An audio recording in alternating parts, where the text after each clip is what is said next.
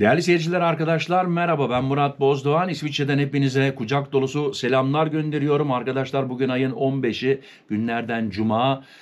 Kasım ayındayız, 2024 yılındayız. Hepinize hayırlı, uğurlu, bereketli bir Cuma günü olur inşallah. Arkadaşlar bugünkü konumuz İsviçre, Avrupa, insan kaçakçılığı ve İsviçre üzerinde bazı bilgiler vermek istiyorum. Tabii ki biliyoruz ki İsviçre çok zengin bir ülke. Bu ikinci haberimde gelecek. Çok zengin bir ülke ama bakın, İsviçre'de fakirlik yüzünden hapise giren İsviçre veya yabancı vatandaşlar da var. Parası olmadığı için mecburen hapishaneye giriyor. Detaylı habere biraz sonra giriş yapacağım. Hiç fazla vakit kaybetmeden ilk haberime geliyorum. Bakın, İsviçre'de insan kaçakçısı tutuklanmış. Eğer sizler de buralara kadar geldiyseniz yardım edebilecek organizasyonların telefon numaralarını da size bu videomda söyleyeceğim. Hemen habere giriş yapıyorum. İnsan kaçakçısı tutuklandı. Zürih Havalimanı'nda sahte pasaport operasyonu. Bakın nasıl yakalanmışlar. Onu da inceliyoruz. 9 kişi pazar günü sahte pasaportlarla Dublin'e seyahat etmek istedi. Zürih Havalimanı'nda sahte pasaportlarla Dublin'e seyahat etmeye çalışan 9 kişi ve onlara rehberlik eden bir insan kaçakçısı polis tarafından yakalandı. Kanton Polisi'nin 13 Kasım 2024 tarihli açıklamasına göre 39 yaşındaki İsveç ve Somali vatandaşı olan şüpheli, doğadan Zürih'e gelen 9 kişilik grubu Dublin'e götürmeyi planlıyordu. Sahte pasaportlarla seyahat girişimi. Grup üyeleri Dublin'e giriş için gerekli belgelerden yoksundu. Bu nedenle şüpheli onlara sahte kimlik belgeleri temin etti. Ancak pasaport kontrolünde bu sahte belgeler tespit edilerek hem grup üyeleri hem de şüpheli tutuklandı. Daha önceki kaçakçılık faaliyetleri. İlk soruşturmalar 39 yaşındaki şüphelinin daha önce de benzer insan kaçakçılığı faaliyetlerinde bulunduğu ortaya koydu. Kanton Polisi Zürih Limmat Savcılığı ile işbirliği içinde soruşturmayı derinleştiriyor. Şimdi göçmenlere yardım kuruluşları. Arkadaşlar, yardıma ihtiyacınız varsa bakın şimdi iyi dinleyin. Göçmenlik ve iltica süreçlerinde zorluk yaşayan bireyler için çeşitli destek kuruluşları bulunmaktadır. İsviçre Mülteci Yardımı telefon numarası 031 370 75 75. İsviçre'den aradığınız zaman, yurt dışından aradığınız zaman İsviçre'nin ilk numarasını koymanız lazım. SRK İşkence ve Savaş Mağdurları Polikliniği 058 447 77.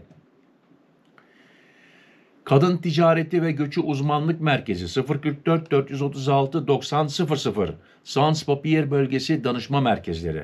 Bu olay insan kaçakçılığı ve sahte belgelerle seyahat girişimlerinin ciddiyetini bir kez daha gözler önüne seriyor. Yetkililer bu tür faaliyetlere karşı dikkatli olunması ve şüpheli durumların derhal bildirilmesi gerektiğini vurguluyor. Arkadaşlar hiç vakit kaybetmiyorum. Gelelim İsviçre'de neden fakirlik, parasızlık yüzünden insanlar hapishaneye giriyor. Hapsedenlerin %53'ü gereksiz yere tutuklandı. İsviçre'de yoksulluk insanları cezaevine sürüklüyor. 2023 yılında hapsedilenlerin yarısından fazlası tutuklanmamalıydı. Bern, İsviçre'de cezaevlerinde bulunan kişilerin önemli bir kısmı para cezalarını ödeyemedikleri için hapis yatmak zorunda kalanlardan oluşuyor. Küçük suçlar işleyip para cezasına çarptırılan fakat bu cezaları karşılayamayan düşük gelirli bireyler cezaların hapis cezasına dönüştürülmesi sonucu cezaevine giriyor. Bu durum yoksul ve dezavantajlı kesimlerin ceza adalet sisteminde orantısız bir şekilde temsil edilmesine yol açıyor. Arkadaşlar biraz sonra geleceğim. Bu ufak cezalar neden kaynaklaşıyor? Yoksullar ve yabancı kökenliler orantısız şekilde temsil ediliyor. Ceza hukuku uzmanı Louis Hauptmann bu tabloyu ceza adalet sistemi yoksul ve yabancı kökenli bireyleri seçerek hapse gönderiyor. Sözleriyle değerlendiriyor. İsviçre'de para cezası ödeyemeyen bireylerin hapis cezasına çarptırılmaları ülkede yargı sisteminin adalet ve eşitlik ilkeleri konusunda tartışmalara yol açıyor. Kısa süreli hapisler yüksek oranda. 2023 yılı verilerine göre İsviçre cezaevlerine giren yaklaşık 9.200 kişinin %66'sı 3 aydan daha az süreyle hüküm giymiş durumda. Bu istatistik küçük suçlardan hüküm giyen ve para cezalarını ödeyemeyen kişilerin cezaevlerinde büyük bir yer kapladığını gösteriyor. Reform çağrısı. İsviçre'deki bu tablo ceza adalet sisteminin ekonomik eşitsizlikleri nasıl derinleştirdiğini gözler önüne seriyor. Uzmanlar ekonomik açıdan dezavantajlı bireylerin cezaevlerinde orantısız şekilde temsil edilmesini önlemek için sistemin daha adil ve eşitlikçi hale getirilmesi gerektiğini savunuyor. Arkadaşlar iki haberim de Post gazetesi İsviçre'den, kendilerine bu değerli haberler için teşekkür ediyoruz. Ve gelelim şimdi detaylı bilgilere.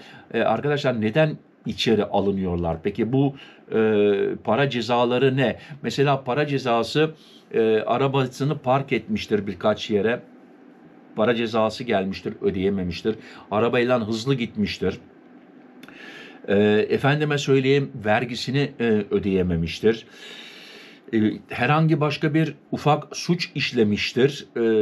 Para cezası gelmiştir, ödeyememiştir. Onun için arkadaşlar, yani bu para cezaları 100 franktan tut da artık 2000, 3000, 4000 franka kadar tabii ki gidebilir. Bunların para cezasını ödeyemediği için gününe çeviriyorlar. İsviçre'de şöyle bir sistem var. Bakıyor ki bu adam çalıştığı zaman günde kaç para kazanabilir? Diyelim ki 100 frank kazanabilir diyelim. Bakın yani şimdi bana yorumlarda yazmayın ya o daha fazla kazanır daha az kazanır diye. Yani 100 frank kazanır diyelim. 2000 franklık borcu var. 2000'i 100'e böldüğünüz zaman ne yapıyor? 20 yapıyor. 20 gün içeri alıyorlar arkadaşlar. Daha da fazla içeri alanların, yani bir sene daha fazla hapishaneye girenlerin, onların da şöyle bir durum var. Onların da imkanı var.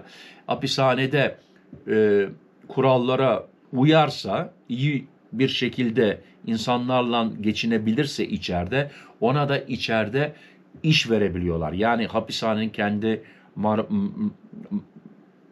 marangozhanesi var. Efendime söyleyeyim, yaz aylarında bahçelerde çalıştırabiliyorlar. Kendi kapalı bahçeleri var. Efendime söyleyeyim, hapishanenin içinde temizlik yapabilir. Hapishanenin içinde kitap dağıtabilir. Ona böyle çeşitli türlü işler veriliyor. Elektrikçi ise elektrik sistemlerinde lamba patladıysa lambayı değiştirebilir. Çeşitli türlü işler veriliyor ve para kazanma imkanı da oluyor. Ama haberime geri gelelim. Arkadaşlar bütün Avrupa, bütün dünya İsviçre diyor. Bakın İsviçre'de böyle olaylar oluyor. Beni şimdi yanlış anlamayın. Yani ben size belki şimdi izliyorsunuzdur, İsviçre'ye gelmek istiyorsun, gelmeyin diye yapmıyorum bu videoyu. Buyurun gelin.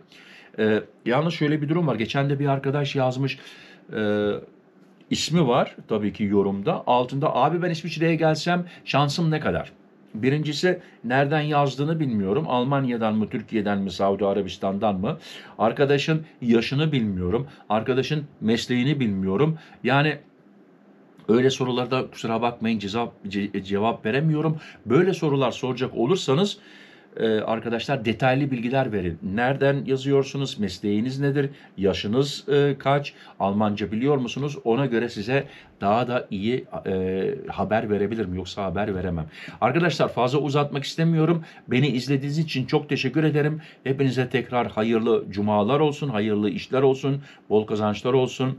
En sonunda ne diyorum? Sıhhat en mühimi. Sıhhatli kalın. Benimle kalın. Hoşça kalın. Murat.